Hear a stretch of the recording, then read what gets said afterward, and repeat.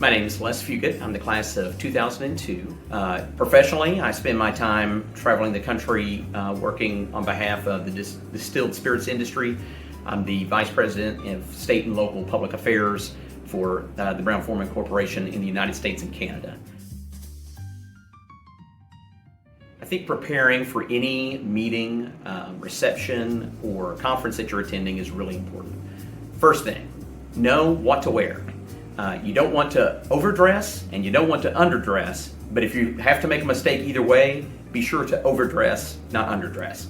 I work in a workplace today where, I don't necessarily have to have a tie on, but when I go to a state capitol, I know that I have to have a tie on.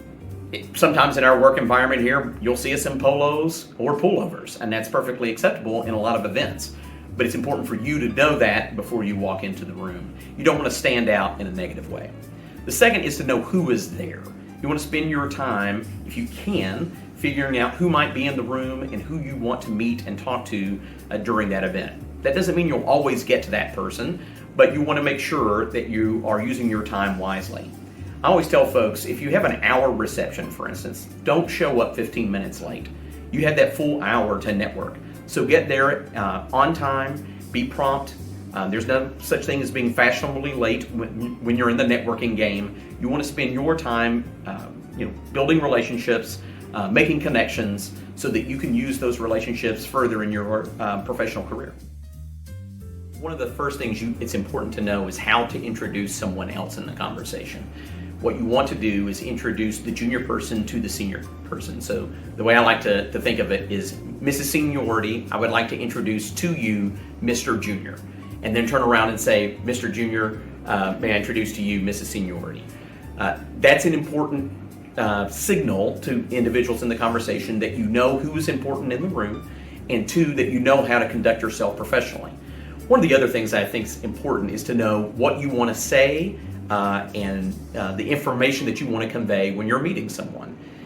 I always hate, specifically when I'm in Washington, D.C., when someone comes up and says, "Hi, nice to meet you, who do you work for?"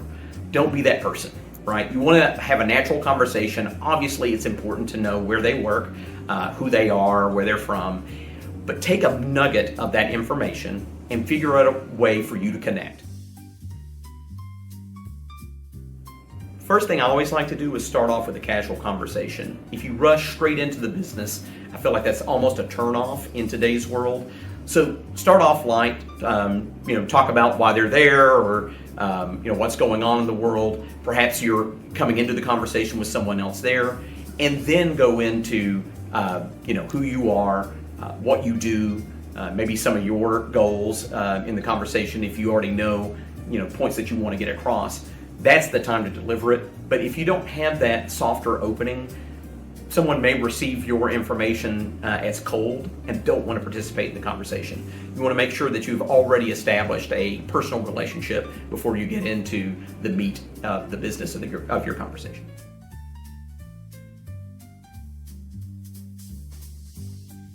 One of the things I always try to focus on is to make sure that I'm being a good listener, because typically if you're a good listener, the other individual will respect you more because they obviously have important things to say, and they want to know that you're actually paying attention to the words that you're saying. It's also important to not start looking around the room at who you can talk to next.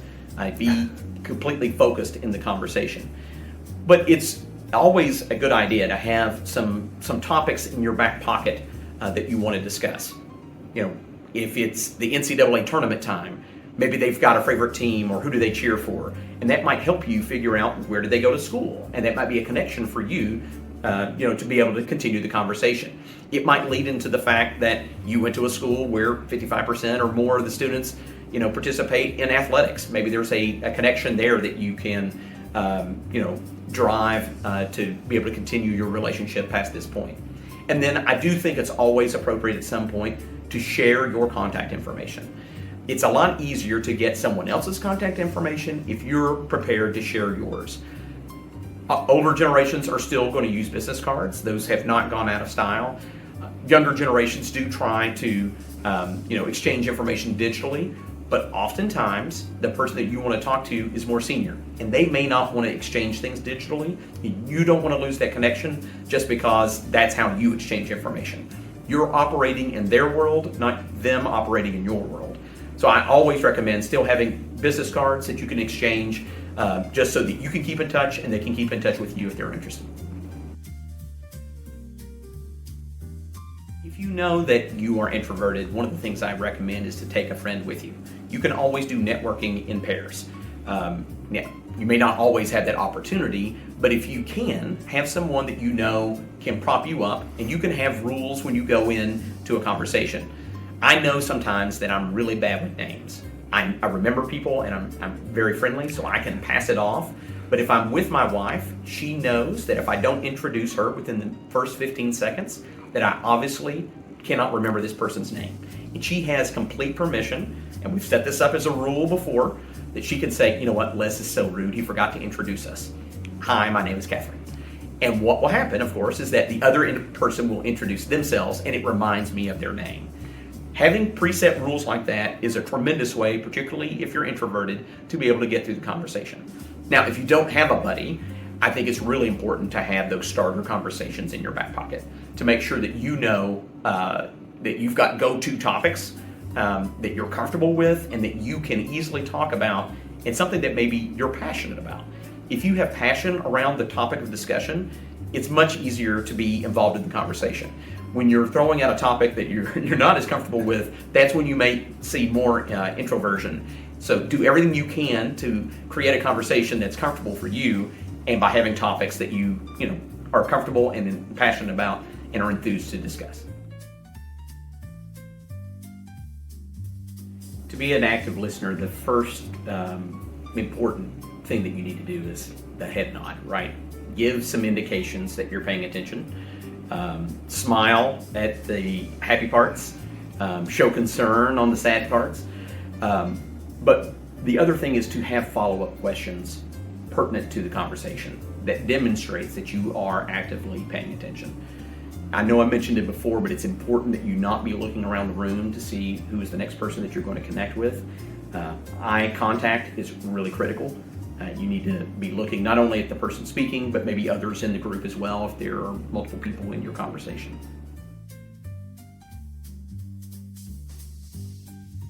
I'm a person that I always like to use LinkedIn as the easy way to make a connection. And so within 24 hours, I will have added someone on LinkedIn, sent just a short note, hey, it was nice to meet you, not asking anything of that individual or any follow-up at that point. If there is a need to re-engage with that individual, I'll do it under separate cover. Maybe it's after we've made the connection, maybe it's a separate email, and I rarely ever text someone as the primary form of communication. That's a much more personal relationship that would develop over time. But usually I will make that LinkedIn connection within 24 hours, and then if I need to, follow up with some additional conversation either through email or LinkedIn. One of the great advantages that you have as a student at Center is that there are alumni around all the time. I wish when I was at Center, I had taken more time to build deeper relationships with alumni. Now, I admit, I'm very lucky. I have tremendous relationships with a large number of alumni, and they've helped me throughout my career. One of the things I tell folks all the time, I have never applied for a job cold turkey. I've always used a relationship to get the job. And that's the advantage of being a Center College graduate, is our alumni will help you. So take the time while you are at Center, and even after you recently graduate, to connect with as many of us as possible. It used to be, every time I would come in for a senior toast, folks would follow up with me, trying to build that connection. Last year was the first time that the class didn't really follow up with me. And I feel like that's an opportunity missed. I would love to get to know them, and I hope that they will take the time to get to know me so that at some point in their career, maybe I can be of help to them.